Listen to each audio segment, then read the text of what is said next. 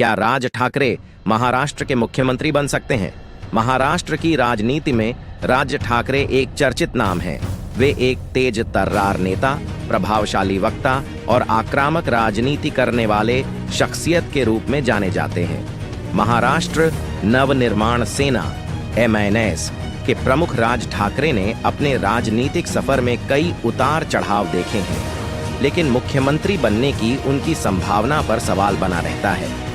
इस लेख में हम इस सवाल का विस्तार से विश्लेषण करेंगे कि क्या राज ठाकरे महाराष्ट्र के मुख्यमंत्री बन सकते हैं। इसके लिए हम उनके राजनीतिक करियर, MNS की वर्तमान स्थिति, चुनावी प्रदर्शन, गठबंधन संभावनाओं और चुनौतियों को समझेंगे। राज ठाकरे का जन्म 14 जून 1978 को हुआ।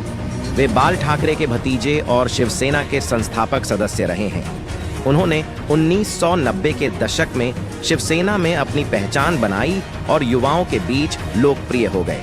हालांकि जब बाल ठाकरे ने अपने बेटे उद्धव ठाकरे को शिवसेना की कमान सौंपी तो राज ठाकरे नाराज हो गए और 2006 में उन्होंने अपनी खुद की पार्टी महाराष्ट्र नवनिर्माण सेना (MNS) का गठन किया।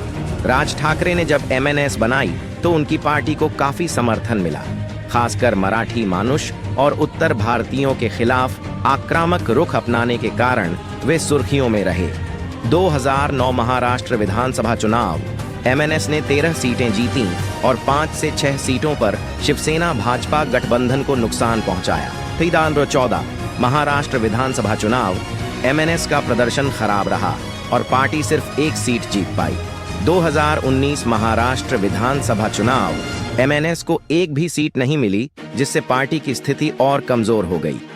पार्टी के पास न तो कोई विधायक है और न ही कोई बड़ा संगठनात्मक ढांचा। MNS की पकड़ सिर्फ मुंबई, ठाणे, नासिक और पुणे जैसे कुछ शहरी इलाकों तक सीमित है। राज ठाकरे ने हाल ही में हिंदुत्व की राजनीति अपनाई है, जिससे उनकी बीजेपी के साथ नजदीकियां बढ़ी। राज ठाकरे के मुख्यमंत्री बनने की संभावना कई कारकों पर निर्भर करती है। अगर MNS और बीजेपी का गठबंधन होता है और बीजेपी को मुख्यमंत्री पद छोड़ना पड़ता है तो राज ठाकरे को मौका मिल सकता है। हाल ही में राज ठाकरे ने राम मंदिर का समर्थन किया और अयोध्या गए, जिससे उनकी हिंदुत्व छवि मजबूत हुई। लेकिन बीजेपी के पास पहले से ही देवेंद्र फडणवीस और एकनाथ शिंदे जैसे मुख्यमंत्री उम्मीदवार हैं। उद्धव ठाकरे की शिवसेना और एकनाथ शिंदे की शिवसेना के बीच दरार बनी हुई है। अगर शिवसेना पूरी तरह से कमजोर हो जाती है तो राज ठाकरे मराठी वोटों को अपनी ओर खींच सकते हैं।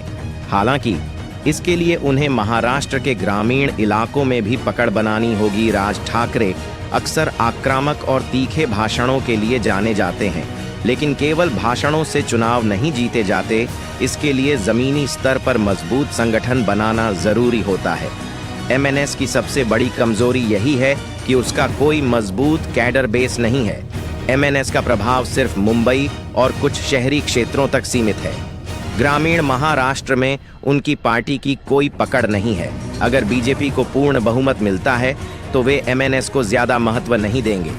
अगर शिवसेना और NCP मजबूत रहते हैं तो MNS का कोई खास प्रभाव नहीं रहेगा। एकनाथ शिंदे और उद्धव ठाकरे दोनों ही अपनी अपनी शिवसेना को मजबूत करने में लगे हैं। अगर वे एकजुट होते हैं तो MNS का कोई खास भविष्य नहीं रहेगा। अगर MNS को सत्ता में आना है तो उसे 50 से 60 सीटें जीतनी होंगी। वर्तमान स्थिति में यह लक्ष्य बहुत दूर नजर आता है। अगर राज ठाकरे मुख्यमंत्री बनना चाहते हैं तो उन्हें कुछ जरूरी कदम उठाने होंगे। पार्टी को सिर्फ भाषणों तक सीमित न रखकर पूरे महाराष्ट्र में फैलाना होगा। हिंदुत्व को मजबूती से अपनाना, बीजेपी के साथ गठबंधन को मजबूत बनाना होगा। स्थानीय निकाय चुनावों में जीत हासिल करना। अगर MNS नगर निगम चुनावों में अच्छा प्रदर्शन करती है तो यह उनकी ताकत बढ़ा सकता है। मराठी वोटरों को आकर्षित करना, शिवसेना की कमजोरी का फायदा उठाकर मराठी मतदाताओं को अपने पक्ष में करना होगा। निष्कर्ष: क्या राज ठाकरे मुख्यमंत्री बन सकते हैं? राज ठाकरे के मुख्यमंत्री बनने की संभावना कम जरूर है, लेकिन असंभव नहीं। अगर वे अपनी पार्टी को मजबूत करते हैं, बीजेपी से समर्थन हासिल करते हैं और शिवसेना कमजोर होती है तो वे मुख्यमंत्री बनने की दौड़ में आ सकते हैं।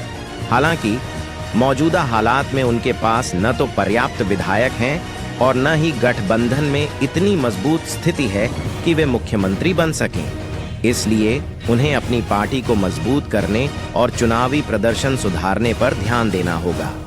जय हिंद, जय महाराष्ट्र।